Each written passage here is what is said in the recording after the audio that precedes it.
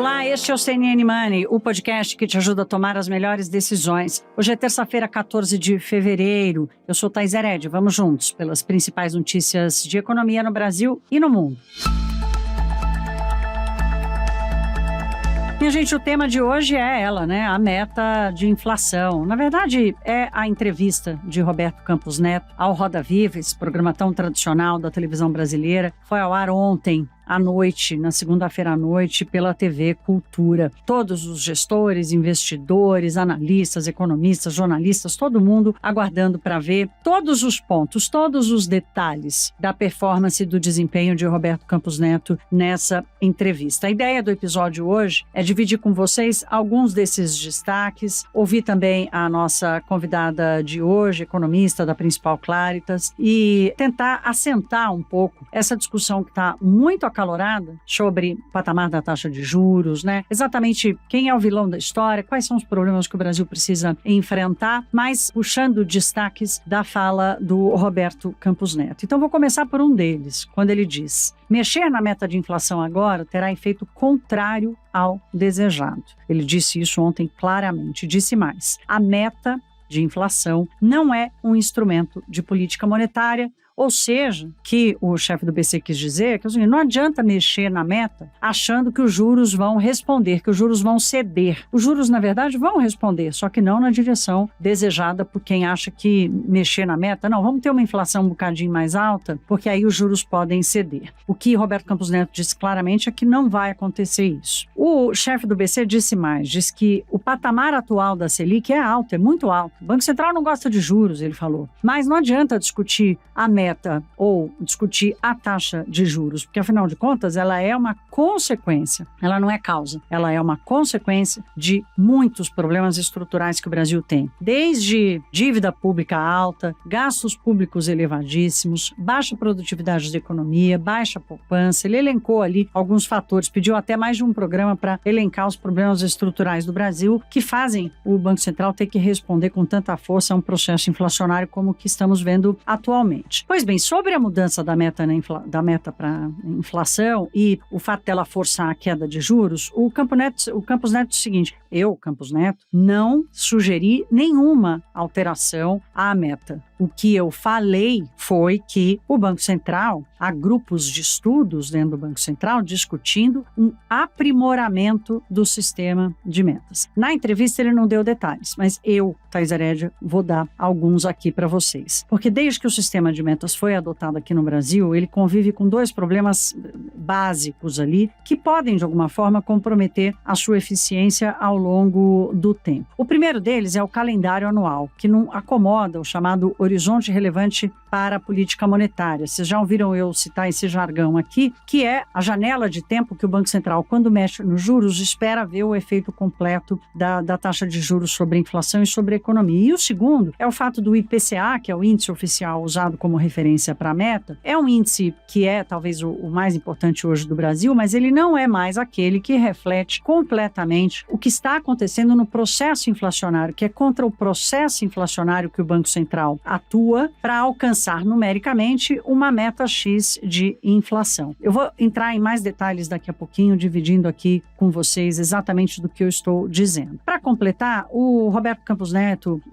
entre tantos outros destaques, eu quero chamar a atenção aqui o seguinte: ele pregou harmonia, diálogo, aproximação com o governo, diz que, olha, eu tive uma aproximação com o governo Bolsonaro, fiz amigos, espero fazer amigos aqui também, estava nervoso, enfrentou perguntas difíceis e foi respondendo um a um. A questão é que ele tentou, de alguma forma, pregando esse diálogo, essa aproximação com governos, que gostaria de conversar mais vezes com o presidente Lula, ele tentou tirar a capa de vilão que esse debate político já colocou sobre ele. Aí vou abrir aspas aqui. Eu, como figura, sou irrelevante. Fecho aspas, de Roberto Campos Neto, tentando despersonificar a posição que ele tem. Sem, contudo, gente, apagar o fato de que ele é o representante do governo Bolsonaro, né? Ele foi escolhido pelo governo Bolsonaro, ele é o teste de um novo arcabouço institucional do Brasil, que é a independência do Banco Central. Ele mesmo disse, eu estou aqui aprendendo, eu estou aqui, né, nós estamos todos fazendo essa primeira mudança por causa da independência do Banco Central. Então, a ideia hoje, minha gente, é dividir com vocês aqui na íntegra a conversa que eu tive com Marcela Rocha, que é economista-chefe da Principal Claritas, a conversa que eu tive com ela sobre esses pontos do Roberto Campos Neto na entrevista ao Roda Viva na TV Cultura, e com a ajuda da própria Marcela, nós dividimos aqui com vocês os pontos importantes que precisam ser levados em consideração na hora de mexer na meta, para cima ou para baixo. Quer baixar a meta, tem que levar isso em consideração. Quer subir a meta, tem que levar isso em consideração. E a Marcela explica muito bem, ao longo dessa conversa que vocês vão ouvir agora, a Marcela explica muito bem do que exatamente nós estamos tratando aqui, quais são as premissas, quais são os resultados esperados ou que podem, os mais prováveis, né, dessa discussão acontecer. Então, a gente começa ouvindo um trechinho de Roberto Campos Neto, exatamente esse trecho que ele diz que a meta, mexer na meta não traz o resultado desejado, e a partir daí a minha conversa com Marcela Rocha, como eu disse, economista-chefe da Principal Claritas. Vamos ouvir, começando por Roberto Campos Neto. Acho que é importante dizer que nós não estudamos mudança de metas, nós não entendemos que a meta é um instrumento de política monetária. Existem, obviamente, sempre aprimoramentos a se fazer. A gente vem estudando desde 2017, ainda com um grupo de diretores que nem mais participam da casa, sobre como a gente poderia aprimorar o sistema de metas. E aí não é uma proposta, tem mais de uma proposta no sentido de aprimorar, mas de nenhum momento a gente entende que esse movimento de aprimoramento do sistema de metas é um movimento que seria visado a ganhar flexibilidade ou atuar de uma forma diferente. É simplesmente melhorar a eficiência do cumprimento das metas. Eu acho que se a gente fizer uma mudança agora, sem ter um ambiente de tranquilidade e um ambiente onde a gente está atingindo a meta com facilidade, o que vai acontecer é que você vai ter o efeito contrário ao desejado. Ao invés de ganhar flexibilidade, você pode terminar perdendo flexibilidade. Marcela, nós estamos há pelo menos uma semana convivendo com um ruído enorme, com informações de bastidores, de que Roberto Campos Neto tinha proposto uma mudança e que o governo tinha ficado assustado e que se mexer a meta é inexequível, várias vozes políticas atacando esse processo ao mesmo tempo. O que você acha que essa fala de Roberto Campos Neto traz? Traz alguma tranquilidade? É verdade, Thaís, ao longo dos últimos dias esse debate, na nossa opinião, ele foi muito conturbado e muito confuso. Nós não tínhamos ali uma liderança para tentar explicar quais são os pontos desse debate que vão afetar a população, como que o cenário vai ser alterado em relação a isso, quais são os custos e potenciais benefícios. Então nós acreditamos que ontem a entrevista do Roberto Campos foi muito importante para tentar organizar esse debate, acalmar, colocar ali todos os benefícios e os pontos contrários em relação a uma discussão de meta de inflação. E nesse momento a entrevista dele, Thaís, foi excelente no sentido de falar que não é o momento de discutir mudança de meta de inflação. O Roberto Campos teve uma longa entrevista mostrando todo o desafio do Banco Central em controlar a inflação, trazer a inflação da meta, explicar por que a taxa de juros ainda está num patamar alto e mostrar um caminho para a gente conseguir não somente colocar a inflação em direção à meta, reduzir a taxa de juros e potencialmente vir a discutir outras melhorias no sistema de metas de inflação. Portanto, nós achamos que a entrevista de ontem ela foi excelente do ponto de vista de organizar o debate, de mostrar que não é prudente mudar uma meta de inflação agora e que existe um conjunto, um arcabouço de medidas que precisa ser construído para nós pensarmos em redução da taxa de juros. Acho que a mensagem mais importante dele, Thaís, é a mensagem que nós queríamos passar para a sociedade. Mudar a meta de inflação agora não resolve o problema em relação à taxa de juros alta.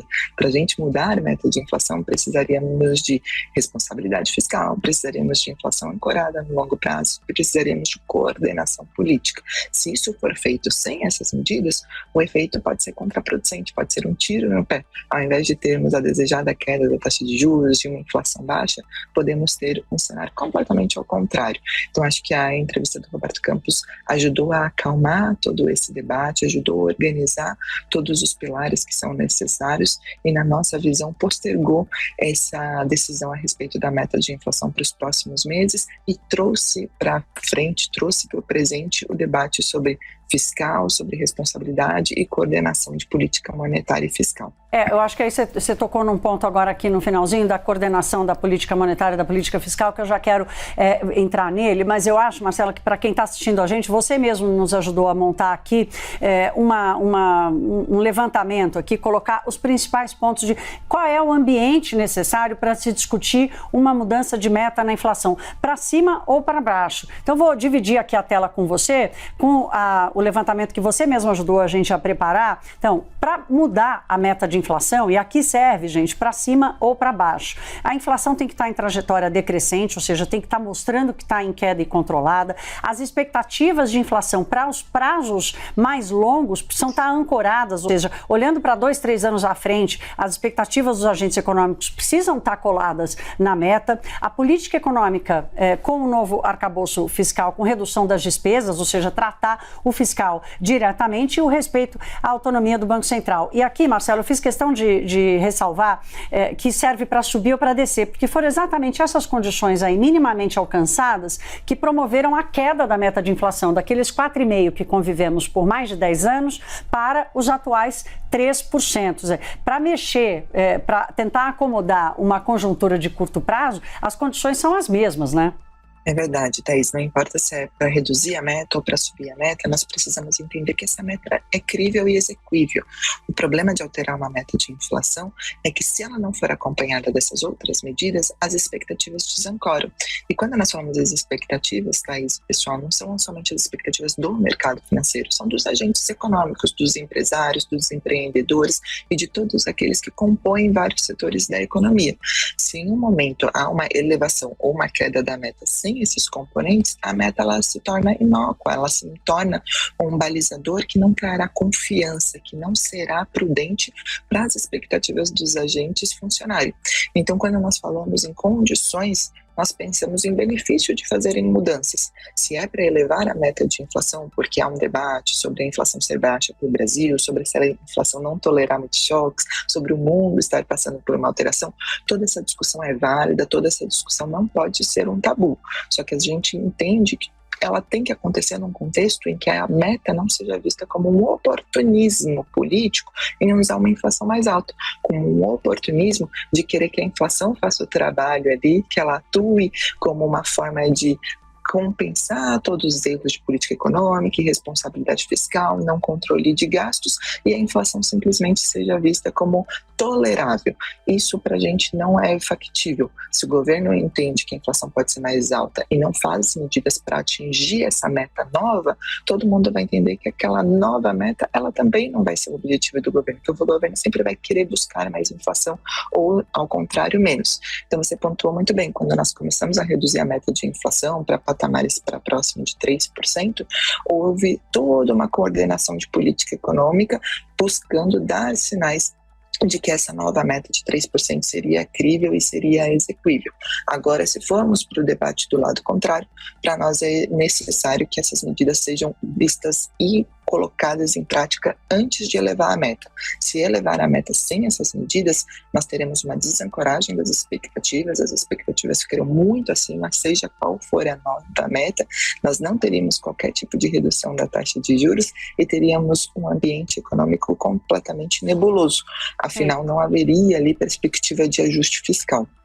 Sim, não, esse ponto ele tratou bastante disso ontem, né? Quando ele fala da aproximação com o governo, nós já vamos trazer esse trecho dele, mas antes eu quero chamar um outro destaque aqui da entrevista do Campos Neto ao Roda Viva, em que ele diz que não tratou da mudança da meta de inflação e sim do aprimoramento do sistema. Como a gente viu ali, ele não deu detalhes, diz que essa é uma discussão que acontece, inclusive com quem não faz mais parte do Banco Central, e ele coloca 2017 como a data em que começou essa discussão esse aprimoramento. E aqui eu quero trazer uma coisa assim, eu acompanho, Marcela, Banco Central há mais de 20 anos, e quando foi adotado o sistema de metas para inflação, inclusive eu estava lá na entrevista coletiva que foi dada pelo Sérgio Verlan, que na época é o diretor, considerado aí um dos pais do sistema, a partir dali já se começou a discutir, tá bom, mas esse é o sistema que a gente parte, qual é o aprimoramento a partir disso? Nós preparamos aqui também um quadrinho para dividir com vocês quais são os 2 pontos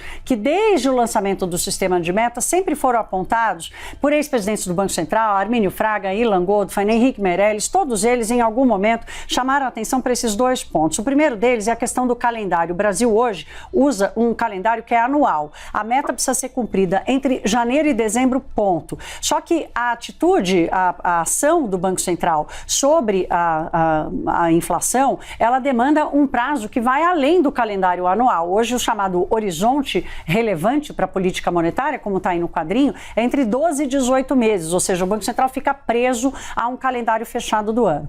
O segundo ponto é o índice que é utilizado no Brasil. Lá em 99, o IPCA era o índice com a maior credibilidade, aquele considerado o que captava a maior quantidade de preços da cesta de consumo dos brasileiros. A discussão, e isso vem evoluindo, o Brasil hoje tem uma série de aberturas, e você, Marcelo, eu vou pedir para você falar um pouco mais sobre isso, que refletem muito mais o processo inflacionário do país do que exclusivamente os preços ao consumidor e o número final. Então, queria te ouvir um pouco sobre esse arcabouço do sistema de metas e se você acha que em algum momento a gente vai conseguir fazer esse aprimoramento que vai fazer parte, inclusive, da atualização da condução da política monetária no Brasil.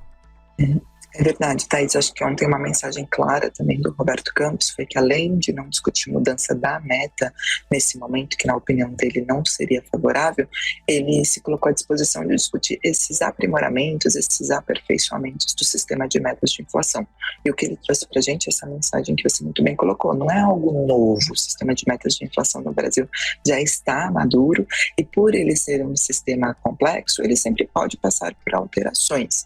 Então, na nossa visão, o Roberto Campos trouxe ali um diálogo muito aberto com o governo, com áreas técnicas do novo governo, de disposição em discutir esses aprimoramentos.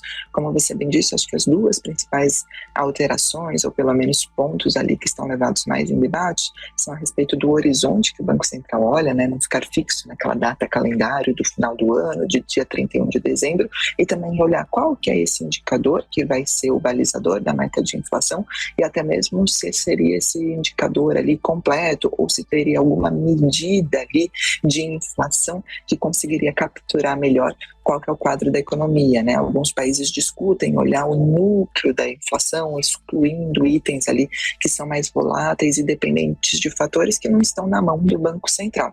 Então, nós achamos que foi um sinal de disposição do Roberto Campos em trazer essa questão para debate, mas a gente só salienta que é uma questão extremamente técnica, uma questão que depende ali, de muito diálogo entre várias áreas e talvez ela não seja implementada rapidamente ou talvez ela não tenha nenhuma definição de que é necessário mudar o sistema.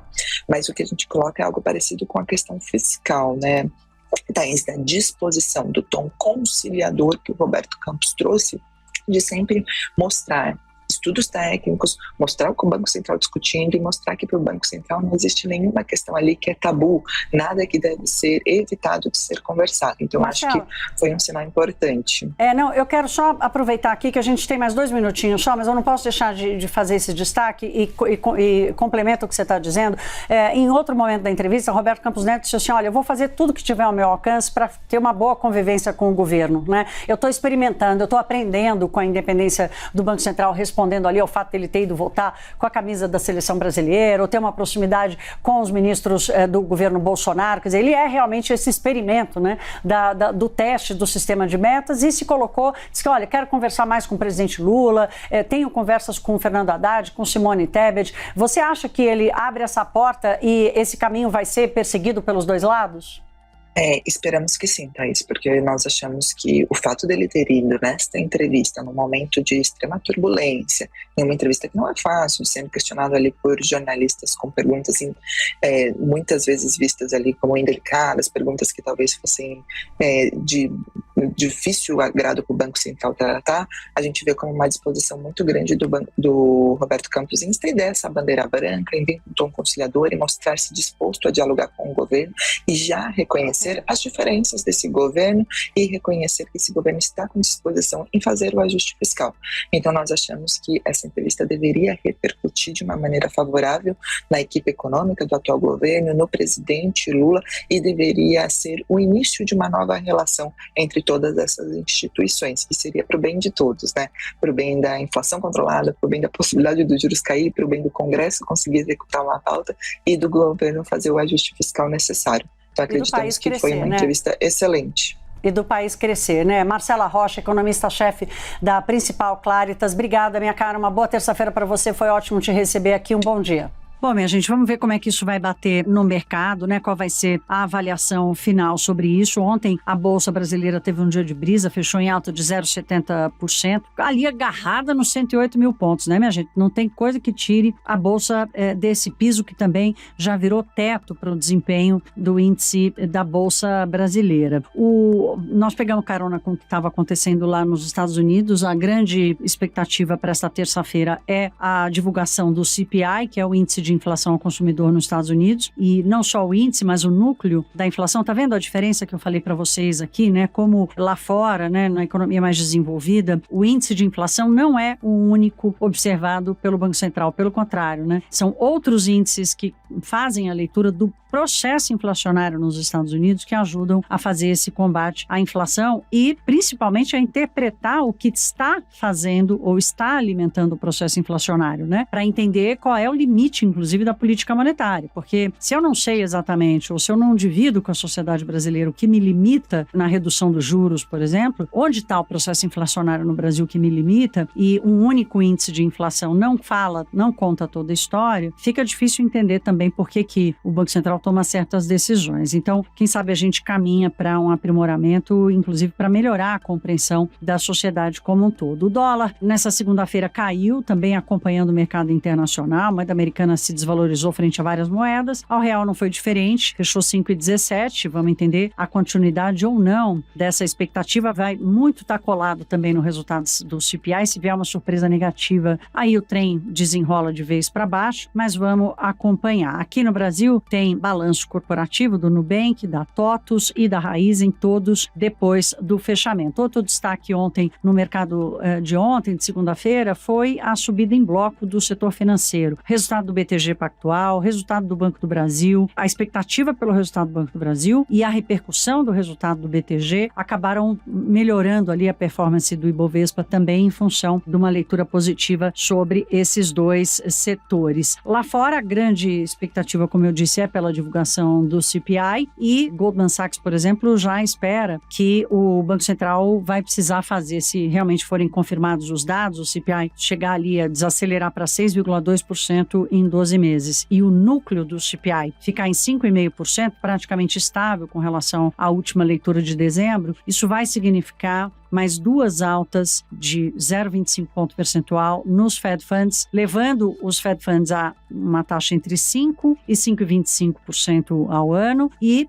não há também uma leitura de que vai ser possível começar a cortar a taxa americana já este ano. Então, o CPI vai ajudar a montar esse quebra-cabeças.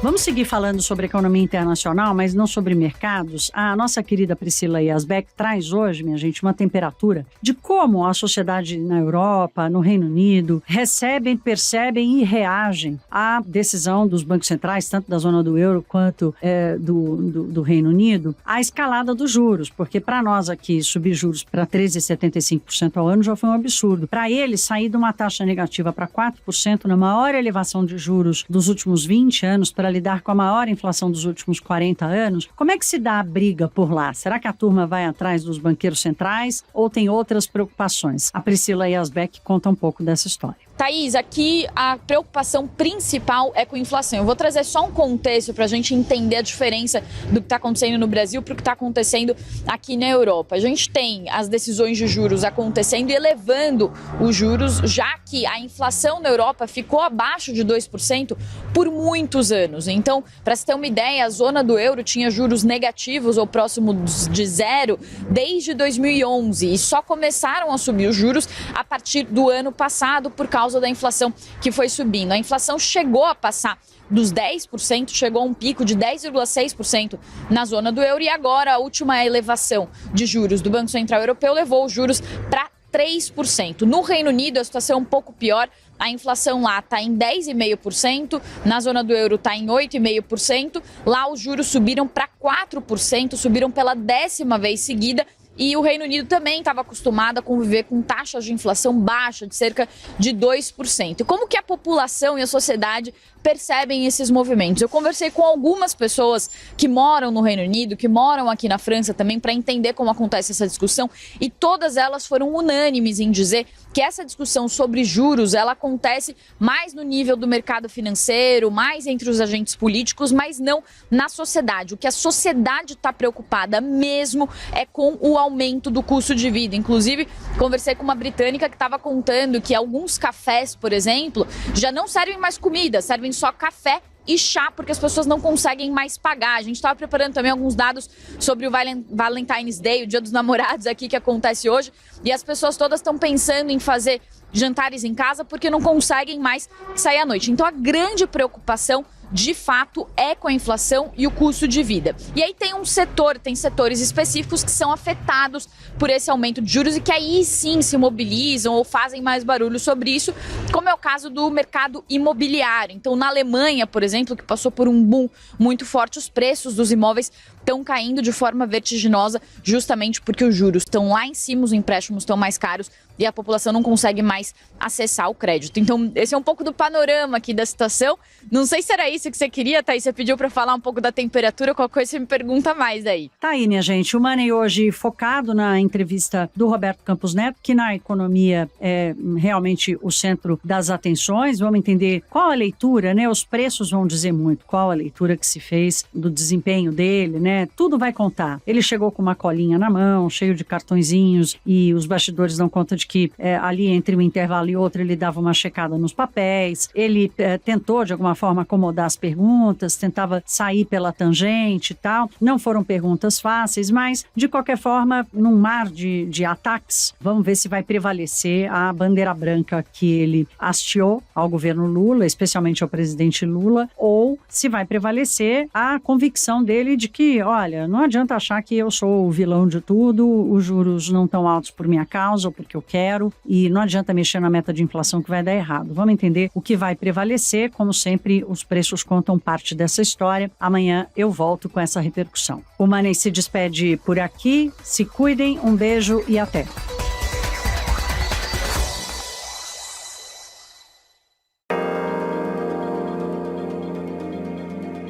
Com apresentação, pauta e coordenação editorial de Thaís Herédia, este podcast é produzido pela CNN Brasil com edição da Maremoto. Produção Larissa Coelho e Tamara Nassif. Edição, sonorização Felipe Gomes. Coordenação técnica Felipe Gomes. Coordenação de produto Verônica Schneider. Você também pode ouvir o CNN Money no site da CNN Brasil. E aproveite para conhecer os nossos outros programas de áudio. Acesse cnnbrasil.com.br/podcasts.